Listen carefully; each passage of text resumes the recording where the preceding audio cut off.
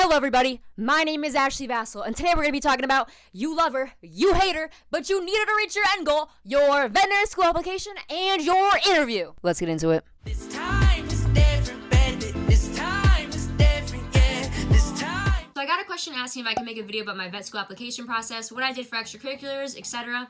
And I figure I'm already talking about this, I might as well talk about the interview as well. Before we get started, I highly recommend watching my video, Squashing Self-Doubt. It's about vet school rejection and imposter syndrome, which is something a lot of vet students face. In that video, I also talk about extracurricular activities, grades, and GRE scores, so I highly recommend checking it out.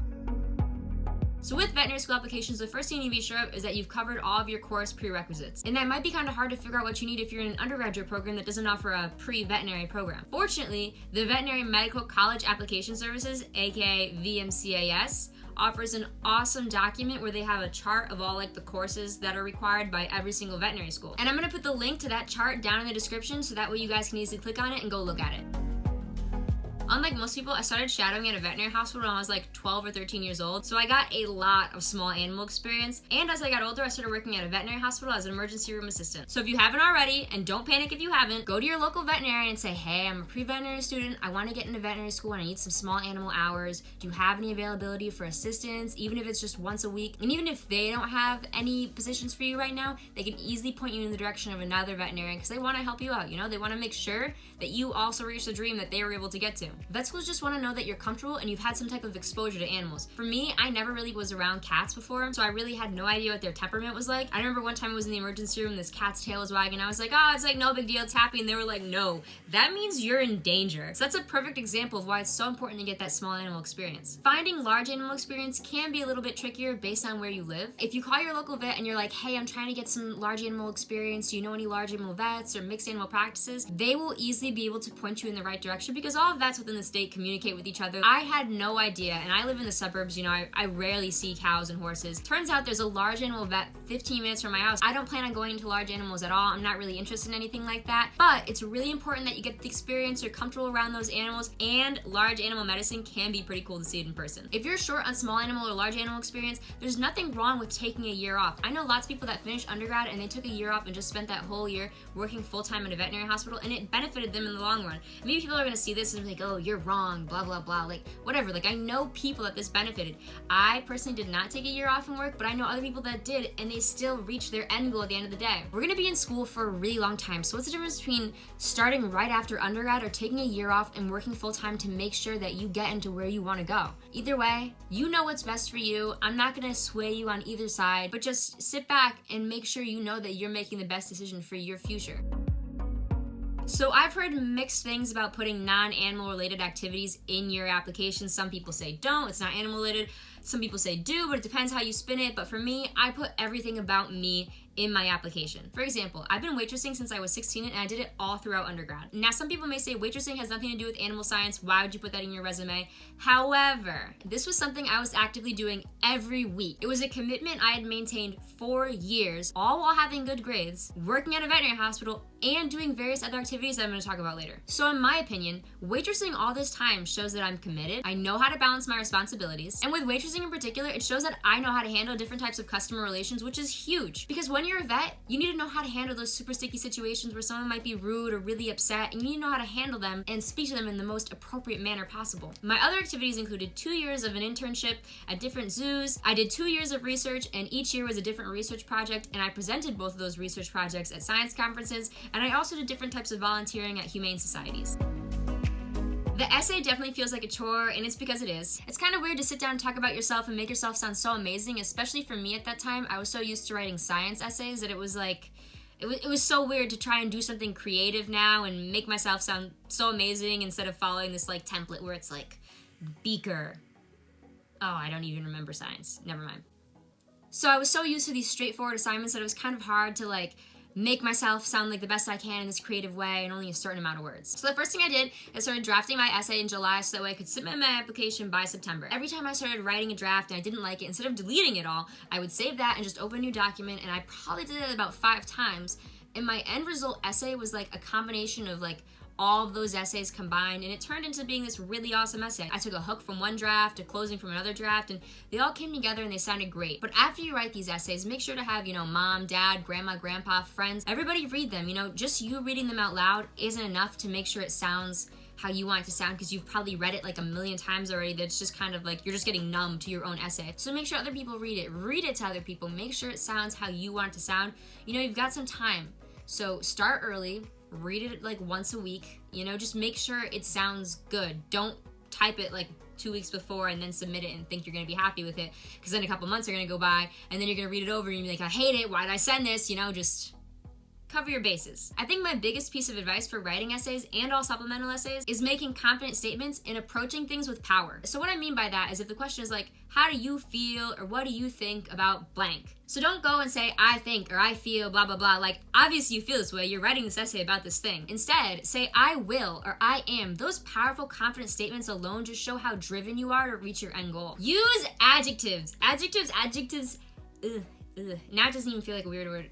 Oh my gosh, it doesn't even feel like a real word anymore. Like when you say a word too many times and it doesn't even feel real, but use them. They are such powerful words to use. So instead of saying like, I did this, and then I did that, to then become this for that, and then all of a sudden you're doing the Macarena, and then, okay, but instead of doing all that, just say, blank advanced my career.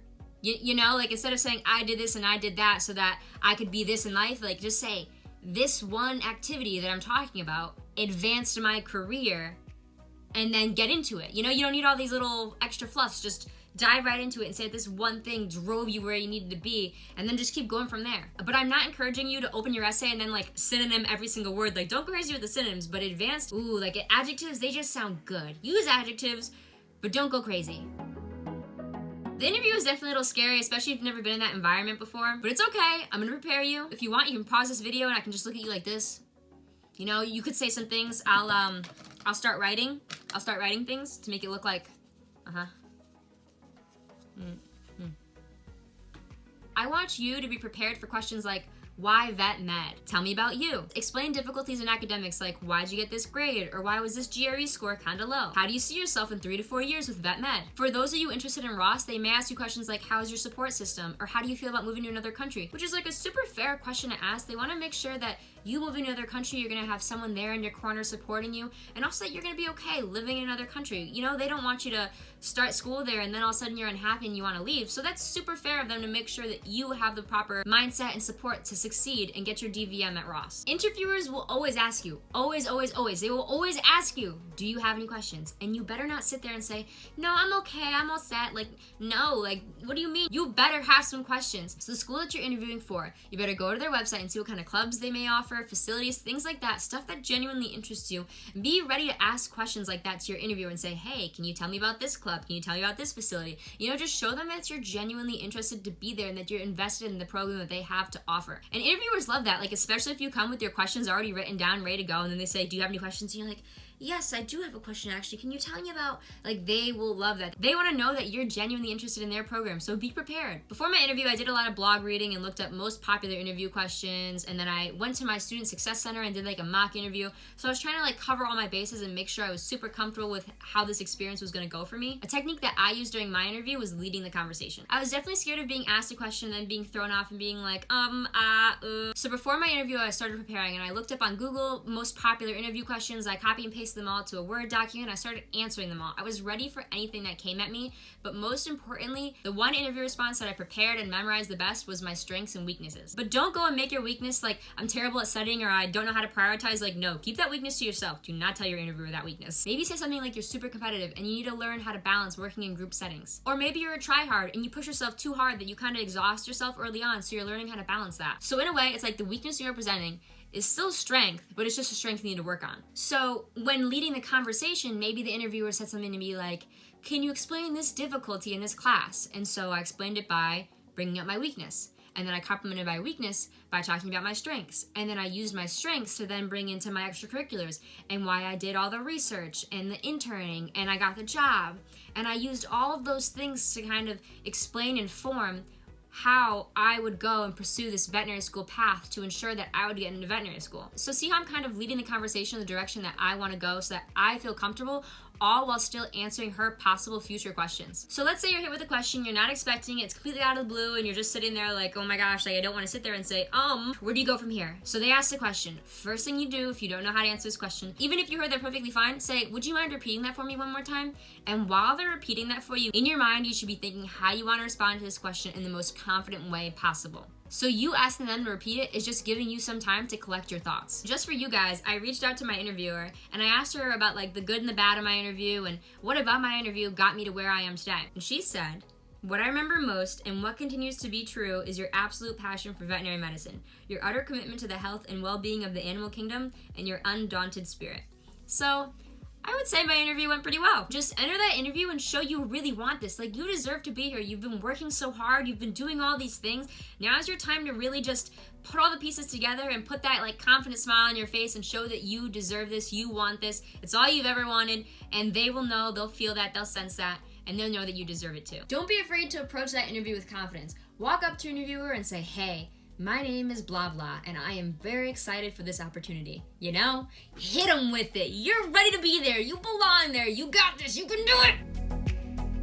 What you wear in your interview is almost as important as what you say in the interview. You know, it's your first impression. It's the first thing they're gonna notice when they see you. They're gonna have to look at you the whole interview, so it's important that you look the part. You better not wear jeans, khakis, Sperry's, like no. Business casual, look professional. You only get one interview, you might as well make it look good, right? For guys, I feel like you might have it a little easier because you usually already have like the dress pants, dress shirt, dress jacket, shoes. You usually already have that ready to go because that's usually what you wear for nice occasions. Guys, please, shirt, tie, and jacket. Do not slack on the presentation of yourself. This is the first time that they can finally put a face to everything that's been on that piece of paper. It's better to look overdressed than underdressed. Why not look your best? You only get interviewed so many times. You might as well go all out. Whereas for ladies, we usually wear, you know, a dress or a skirt or something like that, so it's kind of harder. Some forms might encourage the skirt, but I'm gonna recommend you do not wear a skirt or a dress, and you just go and you get some dress pants. Just get in something business casual because you're gonna end up wearing it again. So get it now, get it out of the way. So I went to H&M and I got some pretty cute clothes for a fair price. I got dress pants, a tank top blouse, and a blazer. And the nice thing about the tank top blouse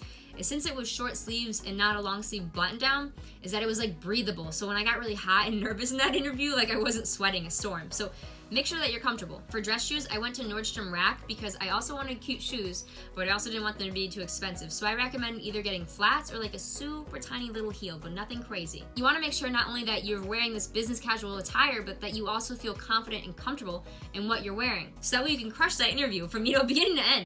I hope this video helps you guys out. I know this can be a really scary time. Don't be afraid to leave a comment down below if you have any concerns or questions. And please, stay connected with me. In the description, I have my Instagram, TikTok, and I make Spotify study playlists for my favorite songs that I like to study to.